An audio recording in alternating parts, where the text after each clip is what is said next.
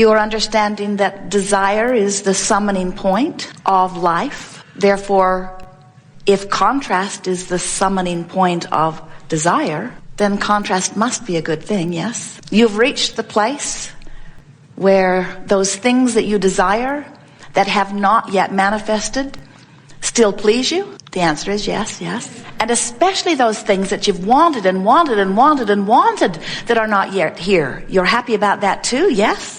We know we're pushing it, but you know, there should be nothing that you have wanted and wanted and wanted and wanted and wanted. Because when you ask, it is given. So we are not really here as teachers. We are not really here as teachers of patience. We are here as teachers of aligning with your desire. And when you do align with your desire, then things come into manifestation for you very quickly. You know how it works? When you ask, it is always given. So what causes you to ask? Contrast, something you're living, gives birth to a preference. You could call it a preference. You could call it a full-blown desire.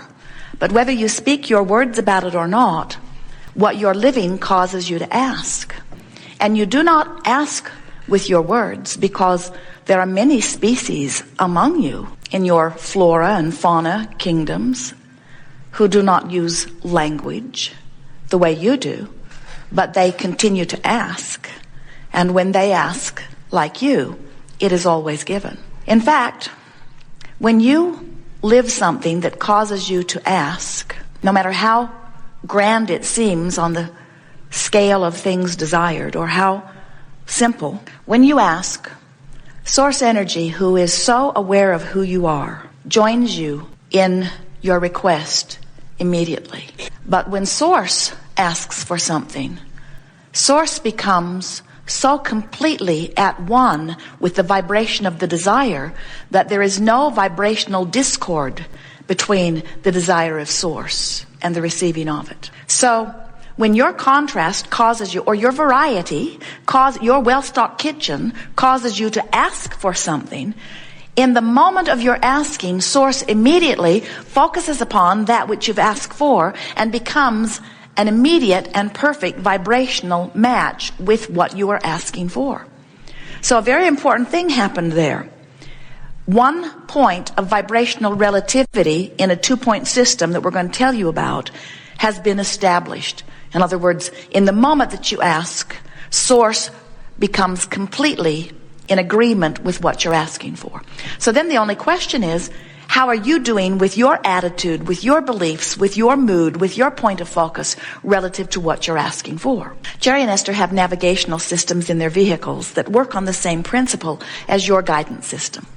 They have a computer in the vehicle, and there are satellites out there in the sky, and it is known by the system at all times where they are. So they program in their desired destination, and then Magellan or Pioneer or OnStar, they have 3 different systems in 3 different vehicles, now calculates the route between where they are and where they now want to go, and then gives them verbal and visual description so that they can get onto the highlighted path. The process is magnificent because it is so simple in nature. It only has to consider 2 things: where they are in relationship to where they want to be. And when they get off track, Magellan kicks up a squawk. Please proceed to the highlighted route. Please proceed to the highlighted route. It's very easy to know when you're not on the highlighted route. Sometimes Magellan says, when possible, make a legal U-turn. In other words, not only are you not on your route, but you're all going in the opposite direction of that which you have intended. You have a guidance system within you that operates on the same principle. Your emotions let you know when you are moving towards something that you want, or when you are moving in opposite direction of something that you want. So the contrast caused you to desire it, and Source became immediately one with it. That's 1 point of the 2 points of vibrational relativity. But where you are in terms of your mood, attitude, or belief is the other point. So let's say you go to your mailbox, you get your mail. There are several invoices from several different people asking for money from you. And while you always like to keep your word, you have somehow gotten carried away with your credit cards, and there is more that is being asked for than you can comfortably or maybe even possibly pay. And in that moment of concern, maybe even fear or aggravation or awareness, in that moment, you launch a rocket of desire that says, I want a stronger, steadier, fuller, broader, bigger, better flow of dollars into my experience. Whether you say it or not, it happened during that moment. And Source immediately said, agreed, consider it done. As Source rushes instantly to maintain its perfect place as one point of vibrational relativity. But then you go into your desk and you open your bills and you look at your bill and you complain, I must be out of my mind. Or my wife is out of her mind. Or this credit card company is overcharging me. Or it should not have cost this much for my car repair. And as you beat the drum that says, I don't have enough money, you are not in vibrational alignment with what you have asked for and what Source is in agreement with. And the thing that we so much want you to hear is that if you could find a way, and we'll show you today over and over again, if you could find a way how to take the emotional journey from worrying about not having enough money to being hopeful or even expectant that more money would come, you could in 5 minutes or less join your Source and your desire, and you could begin sending one singular signal from you about money. And when you do that, because now you're only sending one clear signal, universal forces will provide immediate circumstances and events in order to accommodate the more money that you are wanting. Now, the reason that you don't know how fast it will work is because you rarely align with what you want. And the reason that you rarely align with what you want is because the contrast that you're focused upon has a vibrational attitude. And while it gave birth to a rocket of desire, it's not your normal attitude or mood about this subject. You've been beating the drum or practicing the vibration of not having enough money longer than you've been launching this rocket of desire that says you want more money. And you're just not up to speed with your new desire, but you could be very quickly. So what we want you to understand is that if you could disregard what is right now, disregard how little money you have in your bank account, or disregard the pain you have in your body, or disregard the extra pounds you're carrying around that you don't want, or disregard the things in your life that are not pleasing you. If you could disregard them, which means give your attention to something that vibrates in a better feeling place, you could clean up your vibration almost immediately. But you have been trained, so many of you, to be such objective observers of what is. You want so much to tell the truth. And we say, there are a lot of truths that we think you'd like to line up with, and there are a lot of truths that you don't want to line up with. Don't let your criteria for talking about it and beating the drum of it and activating it in your vibration, don't let that criteria be whether it's true or not. Anything's true that anybody focuses on for very long. Just because somebody is focused upon something that they don't want long enough that they've activated in their vibration long enough that they've gone there does not mean that you need to do that also. In other words, you are the creator of your own reality, and you create your reality by giving attention to things which activate vibrations which law of attraction responds to. So, as you are understanding that there is a big difference between getting the circumstances to change so that you can have a better feeling response to the circumstance, and taking an emotional journey that makes you feel better even though the circumstance hasn't changed, now you know the key to going anywhere from where you are. We'll play that back to you in another way. If you say, I don't have enough money, and I would feel a lot better when I have a lot more money, but the circumstances have to change to give me a lot more money so that I can feel better about having a lot more money, so then I can be a vibrational match to having a lot more money, you can't get there from there. But if you can say, I can feel better about money where I am, and I can bring myself from worry to hopeful to believing just by talking myself up the emotional scale, then you have closed the vibrational gap between where you are and where you want to be relative to money. And now the money that you're asking for, or the physical condition that you're asking for, or the relation that you're asking for must come. So what rockets of desires are launched from the contrasting experience. That's what life is, isn't it? A series of experiences. Esther and Jerry want this to be perfect sound, and it isn't for some reason, some questionable unknown. So they're standing in a contrasting place where a rocket of desire is born, And source energy immediately goes with that rocket of desire and says, done. So Jerry and Esther cannot complain about trouble with the sound system and find a solution.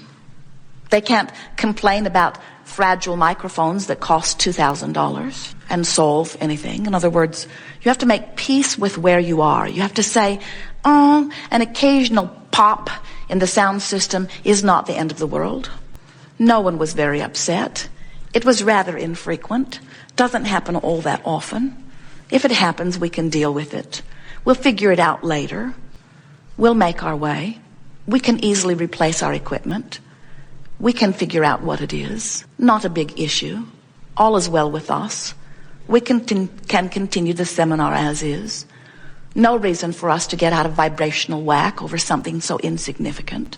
In other words, that's taking the emotional journey. Now, the action journey would be getting out all the cords, tearing the equipment all apart, asking you all to leave the room, finding some new way of going about it. In other words, there is the action journey, which sometimes you can resolve things fairly quickly.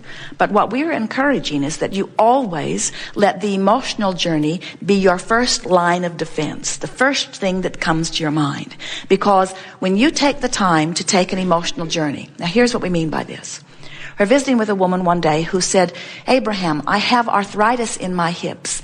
It is very painful. Even when I lie down, I'm in pain. How can I imagine a good feeling body when the body I have is hurting me so often?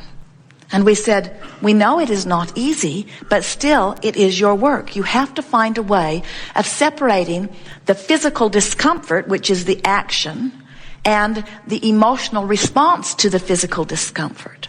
Because if you can separate those two, she said, what do you mean? Because it felt the same to her. I hurt. That feels emotional. And we said, think about it. You could be in physical pain and be afraid of what that means and where it's going. Or you could be in physical pain and be hopeful about improvement. And the vibrational difference between fear and hope is the vibrational difference between recovery and not. Are you hearing us? So what we want you to leave this gathering understanding more fully than ever before, and there's no reason that you can't leave here really, really, really knowing this, is that the way you feel about what you're giving your attention to is all that really matters. And you have absolute control eventually about the way you feel about anything. But we put that word eventually in there very carefully because you don't have control about how you feel necessarily this red hot minute, in the sense that you can't jump from despair into bliss immediately. The vibrational frequencies are too far apart, any more than you could set your radio dial on 6:30 a.m. and hear what's being broadcast on 98.7 FM. The frequencies have to match up. So if you've been living something that has you in this place of really feeling uncomfortable, you can't jump all the way into something that feels comfortable. You have to move yourself incrementally. So you can move to something that feels a little better, and then you can move to something that feels a little better, and then you can move something that feels a little better.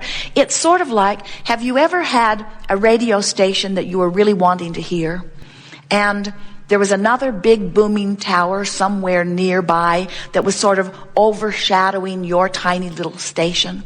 And so you had to set your tuner very, very precisely, but every now and again, the larger frequency would still override, sort of bleed into the system. Well, analogies are never perfect, but it is similar to that, the way the frequencies relative to law of attraction. In other words, you could be in despair, and you would not have access to a feeling of frustration from despair, but you would have access to a feeling of revenge from despair. See what we're getting at?